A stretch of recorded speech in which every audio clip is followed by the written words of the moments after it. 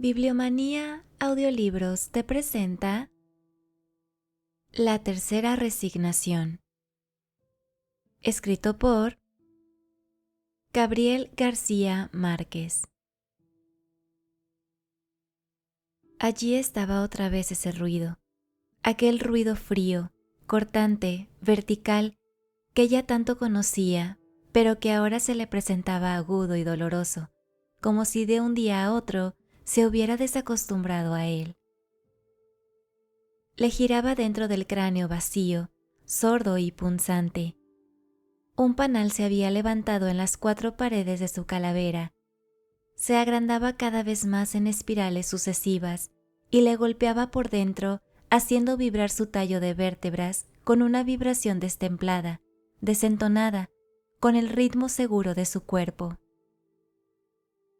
Algo se había desadaptado en su estructura material de hombre firme, algo que las otras veces había funcionado normalmente y que ahora le estaba martillando la cabeza por dentro, con un golpe seco y duro dado por unos huesos de mano descarnada, esquelética, y le hacía recordar todas las sensaciones amargas de la vida. Tuvo el impulso animal de cerrar los puños y apretarse la sien brotada de arterias azules, moradas, con la firme presión de su dolor desesperado. Hubiera querido localizar entre las palmas de sus 2 manos sensitivas el ruido que le estaba taladrando el momento con su aguda punta de diamante. Un gesto de gato doméstico contrajo sus músculos cuando lo imaginó perseguido por los rincones atormentados de su cabeza caliente, desgarrada por la fiebre. Ya iba a alcanzarlo. No, el ruido tenía la piel resbaladiza, intangible casi, pero él estaba dispuesto a alcanzarlo con su estrategia bien aprendida y apretarlo larga y definitivamente con toda la fuerza de su desesperación. No permitiría que penetrara otra vez por su oído, que saliera por su boca, por cada uno de sus poros o por sus ojos que se desorbitarían a su paso y se quedarían ciegos mirando la huida del ruido desde el fondo de su desgarrada oscuridad. No permitiría que le estrujara más sus cristales molidos, sus estrellas de hielo, contra las paredes interiores del cráneo. Así era el ruido aquel, interminable como el golpear de la cabeza de un niño contra un muro de concreto, como todos los golpes duros dados contra las cosas firmes de la naturaleza. Pero ya no le atormentaría más si pudiera acercarlo, aislarlo, ir cortando contra su propia sombra la figura variable, y agarrarlo, apretarlo ahora sí definitivamente, arrojarlo con todas sus fuerzas contra el pavimento y pisotearlo con ferocidad hasta cuando ya no pudiera moverse verdaderamente, hasta cuando pudiera decir, jadeante, que había dado muerte al ruido que lo atormentaba, que lo enloquecía, y que ahora estaba tirado en el suelo como cualquier cosa común convertido en un muerto integral. Pero le era imposible apretarse las sienes. Sus brazos se habían reducido y eran ahora los brazos de un enano, unos brazos pequeños, regordetes, adiposos. Trató de sacudir la cabeza. La sacudió. El ruido apareció entonces con mayor fuerza dentro del cráneo, que se había endurecido, agrandado y que se sentía atraído con mayor fuerza por la gravedad. Estaba pesado y duro aquel ruido, tan pesado y duro que de haberlo alcanzado y destruido, habría tenido la impresión de estar deshojando una flor de plomo. Había sentido ese ruido las otras veces, con la misma insistencia.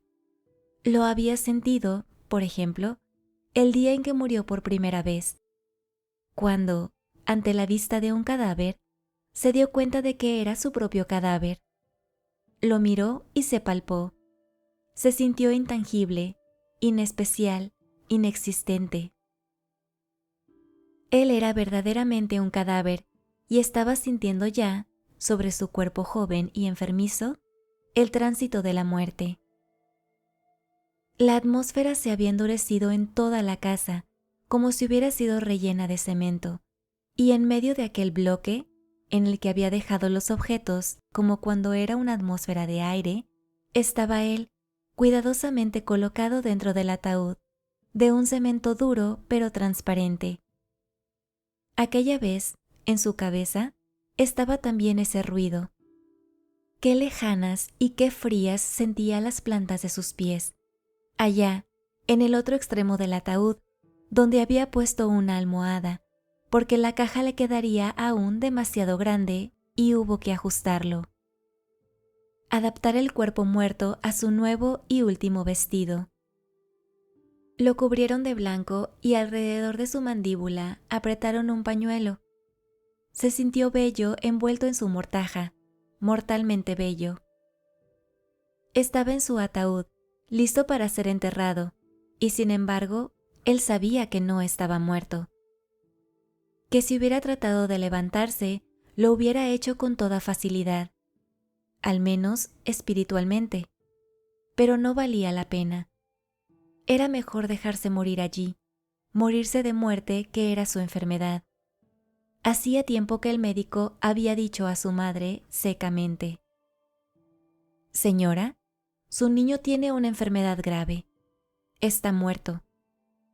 Sin embargo, prosiguió, haremos todo lo posible para conservarle la vida más allá de su muerte. Lograremos que continúen sus funciones orgánicas por un complejo sistema de autonutrición. Solo variarán las funciones motrices, los movimientos espontáneos. Sabremos de su vida por el crecimiento, que continuará también normalmente. Es simplemente una muerte viva, una real y verdadera muerte. Recordaba las palabras pero confundidas. Tal vez no las oyó nunca y fue creación de su cerebro cuando subió la temperatura en la crisis de la fiebre tifoidea. Cuando se sumergía en el delirio, cuando leía la historia de los faraones embalsamados. Al subir la fiebre, él mismo se sentía protagonista de ella. Allí había empezado una especie de vacío en su vida. Desde entonces no podía distinguir, recordar cuáles acontecimientos eran parte de su delirio y cuáles de su vida real. Por lo tanto, ahora dudaba. Tal vez el médico nunca habló de su extraña muerte viva. Es ilógico, paradojal, sencillamente contradictoria, y eso lo hacía sospechar ahora que, efectivamente, estaba muerto de verdad, que hacía 18 años que lo estaba. Desde entonces, en el tiempo de su muerte, tenía 7 años, su madre le mandó a hacer un ataúd pequeño, de madera verde, un ataúd para un niño, pero el médico ordenó que le hicieran una caja más grande, una caja para un adulto normal, pues aquella, pequeña, podría atrofiar el crecimiento y llegaría a ser un muerto deforme o un vivo anormal. O la detención del crecimiento impediría darse cuenta de la mejoría. En vista de aquella advertencia, su madre le hizo construir un ataúd grande para un cadáver adulto y le colocó 3 almohadas a los pies, con el fin de ajustarlo. Pronto empezó a crecer dentro de la caja, de tal manera que cada año podía sacarle un poco de lana a la almohada extrema para darle margen al crecimiento. Había pasado así media vida, 18 años. Ahora tenía 25. Y había llegado a su estatura definitiva, normal. El carpintero y el médico se equivocaron en el cálculo e hicieron el ataúd medio metro más grande. Supusieron que él tendría la estatura de su padre, que era un gigante semibárbaro. Pero no fue así. Lo único que de él heredó fue la barba poblada, una barba azul, espesa, que su madre acostumbraba a arreglar para verlo decentemente dentro de su ataúd. Esa barba le molestaba terriblemente en los días de calor. Pero había algo que le preocupaba más que ese ruido. Eran los ratones. Precisamente cuando niño, nada había en el mundo que le preocupara más, que le produjera más terror que los ratones. Y era precisamente esos animales asquerosos los que habían acudido al olor de las bujías que ardían a sus pies. Ya habían roído sus ropas y sabía que muy pronto empezarían a roerlo a él, a comerse su cuerpo. Un día pudo verlos. Eran 5 ratones lucios, resbaladizos, que subían a la caja por la pata de la mesa y lo estaban devorando. Cuando su madre lo advirtiera, no quedaría ya de él sino los escombros, los huesos duros y fríos. Lo que más horror le producía no era exactamente que se lo comieran los ratones. Al fin y al cabo podría seguir viviendo con su esqueleto. Lo que lo atormentaba era el terror innato que sentía hacia esos animalitos. Se le erizaba la piel con solo pensar en esos seres velludos que recorrían todo su cuerpo, que penetraban por los pliegues de su piel y le rozaban los labios con sus patas heladas. Uno de ellos subió hasta sus párpados y trató de roer su córnea. Le vio grande, monstruoso, en su lucha desesperada por taladrarle la retina. Creyó entonces una nueva muerte y se entregó, todo entero, a la inminencia del vértigo. Recordó que había llegado a la mayor edad. Tenía 25 años y eso significaba que no crecería ya más. Sus facciones se volverían firmes, serias, pero cuando estuviera sano no podría hablar de su infancia. No la había tenido, la pasó muerto. Su madre había tenido meticulosos cuidados durante el tiempo que duró la transición de la infancia a la pubertad. Se preocupó por la higiene perfecta del ataúd y de la habitación en general. Cambiaba frecuentemente las flores de los jarrones y abría las ventanas todos los días para que penetrara el aire fresco. Con qué satisfacción miró la cinta métrica en aquel tiempo cuando, después de medirlo, comprobaba que había crecido varios centímetros. Tenía la maternal satisfacción de verlo vivo. Cuidó a sí mismo de evitar la presencia de extraños en la casa. Al fin y al cabo, era desagradable y misteriosa la existencia de un muerto por largos años en una habitación familiar. Fue una mujer abnegada. Pero muy pronto empezó a decaer su optimismo. En los últimos años la vio mirar con tristeza la cinta métrica. Su niño no crecía ya más. En los meses pasados no progresó el crecimiento 1 milímetro siquiera. Su madre sabía que iba a ser difícil ahora encontrar la manera de advertir la presencia de la vida en su muerto querido. Tenía el temor de que una mañana amaneciera realmente muerto, y tal vez por eso, aquel día, él pudo observar que se acercaba a su caja discretamente y olfateaba su cuerpo. Había caído en una crisis de pesimismo. Últimamente descuidó las atenciones y ya ni siquiera tenía la precaución de llevar la cinta métrica. Sabía que ya no crecería más. Y él sabía que ahora estaba realmente muerto. Lo sabía por aquella apacible tranquilidad con que su organismo se dejaba llevar. Todo había cambiado intempestivamente. Los latidos imperceptibles que solo él podía percibir se habían desvanecido ahora de su pulso. Se sentía pesado, atraído por una fuerza reclamadora y potente hacia la primitiva sustancia de la tierra. La fuerza de gravedad parecía atraerlo ahora con un poder irrevocable. Estaba pensado como un cadáver positivo, innegable, pero estaba más descansado así. Ni siquiera tenía que respirar para vivir su muerte. Imaginariamente, sin tocarse, recorrió uno a uno cada uno de sus miembros. Allí, sobre una almohada dura, estaba su cabeza levemente vuelta hacia la izquierda. Imaginó su boca entreabierta por la delgada orilla de frío que le llenaba la garganta de granizo. Estaba tronchado como un árbol de 25 años. Quizá trató de cerrar la boca. El pañuelo que había apretado a su quijada estaba flojo. No pudo colocarse, componerse, tomar una pose siquiera para parecer un muerto decente. Ya los músculos, los miembros, no acudían como antes, puntuales al llamado de su sistema nervioso. Ya no era el de 18 años atrás. un niño normal que podía moverse a gusto. Sintió sus brazos caídos, tumbados para siempre, apretados contra las paredes acoginadas del ataúd, su vientre duro como una corteza de nogal, y más allá las piernas íntegras, exactas, complementando su perfecta anatomía de adulto.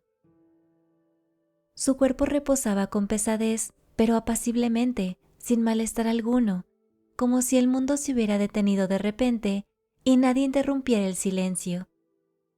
Como si todos los pulmones de la tierra hubieran dejado de respirar para no interrumpir la liviana quietud del aire. Se sentía feliz como un niño boca arriba sobre la hierba fresca y apretada, contemplando una nube alta que se aleja por el cielo de la tarde. Era feliz, aunque sabía que estaba muerto, que reposaba para siempre en la caja recubierta de seda artificial. Tenía una gran lucidez. No era como antes, después de su muerte, en que se sintió embotado, bruto. Las 4 bujías que habían puesto en derredor suyo y que eran renovadas cada 3 meses, empezaban a agotarse nuevamente, precisamente cuando iban a ser indispensables. Sintió la vecindad de la frescura en las violetas húmedas que su madre había llevado aquella mañana. La sintió en las azucenas, en las rosas, pero toda aquella terrible realidad no le causaba ninguna inquietud.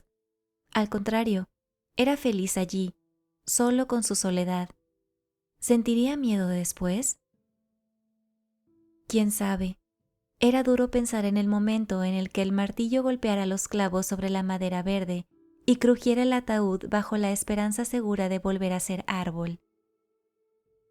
Su cuerpo, atraído ahora con mayor firmeza por el imperativo de la tierra, quedaría ladeado en su fondo húmedo, arcilloso y blando, y allá arriba, sobre 4 metros cúbicos, se irían apagando los últimos golpes de los sepultureros. No, allí tampoco sentiría miedo. Eso sería la prolongación de su muerte, la prolongación más natural de su nuevo estado. No quedaría ya ni un grado de calor en su cuerpo. Su médula se habría enfriado para siempre, y unas estrellitas de hielo penetrarían hasta el tuétano de sus huesos. Qué bien se acostumbraría a su nueva vida de muerto. Un día, sin embargo, sentirá que se derrumba su armadura sólida, y cuando trate de citar, de repasar cada uno de sus miembros, no los encontrará. Sentirá que no tiene forma exacta definida, y sabrá resignadamente que ha perdido su perfecta anatomía de 25 años y que se ha convertido en un puñado de polvo sin forma, sin definición geométrica. En el polvillo bíblico de la muerte, ¿acaso siente entonces una ligera nostalgia? Nostalgia de no ser un cadáver formal, anatómico, sino un cadáver imaginario, abstracto, armado únicamente en el recuerdo borroso de sus parientes. Sabrá entonces que va a subir por los vasos capilares de un manzano y a despertarse mordido por el hambre de un niño en una manzana otoñal. Sabrá entonces, y eso sí le entristecía, que ha perdido su unidad, que ya no es, siquiera, un muerto ordinario, un cadáver común. La última noche la había pasado feliz, en la solitaria compañía de su propio cadáver. Pero al nuevo día, al penetrar los primeros rayos de sol tibio por la ventana abierta, sintió que su piel se había reblandecido. Observó un momento, quieto, rígido. Dejó que el aire corriera sobre su cuerpo. No pudo dudarlo. Allí estaba el olor. Durante la noche, la cadaverina había empezado a hacer sus efectos. Su organismo había empezado a descomponerse, a pudrirse, como el cuerpo de todos los muertos. El olor era, indudablemente, un olor inconfundible a carne manida, que desaparecía y reaparecía después más penetrante. Su cuerpo se había descompuesto con el calor de la noche anterior. Sí, se estaba pudriendo. Dentro de pocas horas vendría su madre a cambiar las flores, y desde el umbral la azotaría el tufo de la carne descompuesta. Entonces sí lo llevarían a dormir su segunda muerte entre los otros muertos. Pero de pronto el miedo le dio una puñalada por la espalda. El miedo. Qué palabra tan honda, tan significativa. Ahora tenía miedo, un miedo físico, verdadero. ¿A qué se debía? Él lo comprendía perfectamente y se le estremecía la carne. Probablemente no estaba muerto. Lo habían metido allí, en esa caja que ahora sentía perfectamente, blanda, acolchonada, terriblemente cómoda. Y el fantasma del miedo le abrió la ventana de la realidad. Lo iban a enterrar vivo. No podía estar muerto, porque se daba cuenta exacta de todo, de la vida que giraba en torno suyo, murmurante, del olor tibio de los heliótropos, que penetraba por la ventana abierta y se confundía con el otro olor. Se daba perfecta cuenta del lento caer del agua en el estanque, del grillo que se había quedado en el rincón y seguía cantando, creyendo que aún duraba la madrugada. Todo le negaba su muerte, todo menos el olor. Pero, ¿cómo podía saber que ese olor era suyo? Tal vez su madre había olvidado el día anterior cambiar el agua de los jarrones, y los tallos estaban pudriéndose. O tal vez el ratón que el gato había arrastrado hasta su pieza se descompuso con el calor. No, el olor no podía ser de su cuerpo. Hacía unos momentos estaba feliz con su muerte, porque creía estar muerto, porque un muerto puede ser feliz con su situación irremediable, pero un vivo no puede resignarse a ser enterrado vivo. Sin embargo, sus miembros no respondían a su llamado. No podía expresarse y era eso lo que le causaba terror, el mayor terror de su vida y de su muerte. Lo enterrarían vivo. Podría sentir, darse cuenta del momento en que clavaran la caja. Sentiría el vacío del cuerpo suspendido en hombros de los amigos, mientras su angustia y su desesperación se irían agrandando a cada paso de la procesión. Inútilmente tratará de levantarse, de llamar con todas sus fuerzas desfallecidas, de golpear por dentro del ataúd oscuro y estrecho para que supieran que aún vivía, que iban a enterrarlo vivo. Sería inútil. Allí tampoco responderían sus miedos al urgente y último llamado de su sistema nervioso. Oyó ruidos en la pieza contigua. ¿Estaría dormido? ¿Habría sido una pesadilla toda esa vida de muerto? Pero el ruido de la vajilla no continuó. Se puso triste y quizá tuvo disgusto por ello. Hubiera querido que todas las vajillas de la tierra se quebraran de un solo golpe, allí a su lado, para despertar por una causa exterior, ya que su voluntad había fracasado. Pero no, no era un sueño. Estaba seguro de que de haber sido un sueño, no habría fallado el último intento de volver a la realidad. Él no despertaría ya más. Sentía la blandura del ataúd y el olor había vuelto ahora con mayor fuerza, con tanta fuerza que ya dudaba de que era su propio olor. Hubiera querido ver allí a sus parientes antes de que comenzara a deshacerse, y el espectáculo de la carne putrefacta les produjera asco. Los vecinos huirían espantados del féretro con un pañuelo en la boca. Escupirían. No, eso no. Era mejor que lo enterraran.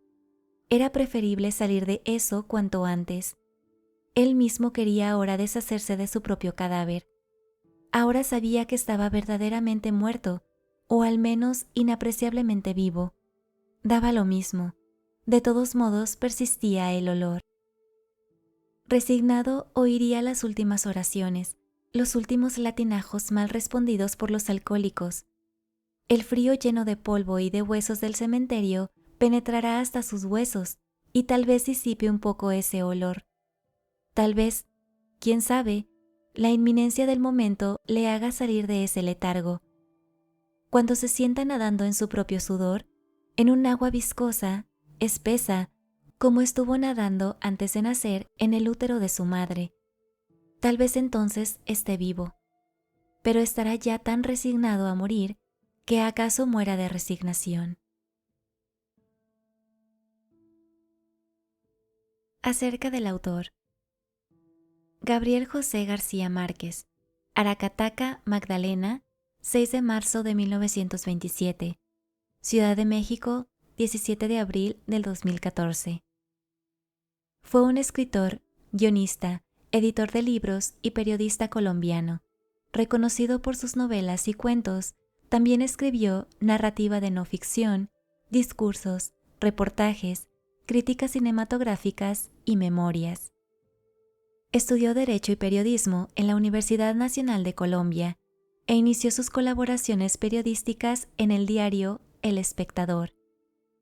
Fue conocido como Gabo o Gabito por sus familiares y amigos. En 1982 recibió el Premio Nobel de Literatura por sus novelas e historias cortas en las que lo fantástico y lo real se combinan en un mundo compuesto de imaginación, lo que refleja la vida y los conflictos de un continente. Junto a Julio Cortázar, Mario Vargas Llosa, Carlos Fuentes y Roberto Bolaño, fue uno de los exponentes centrales del boom latinoamericano. Está considerado uno de los principales autores del realismo mágico, y su novela más conocida, Cien años de soledad, es una de las más representativas de esa corriente literaria. Se considera que a su éxito se debe que el término se aplique a la literatura surgida a partir de 1960 en América Latina. En 2007, la Real Academia Española y la Asociación de Academias de la Lengua Española publicaron una edición popular conmemorativa de esta obra por considerarla parte de los grandes clásicos hispánicos de todos los tiempos.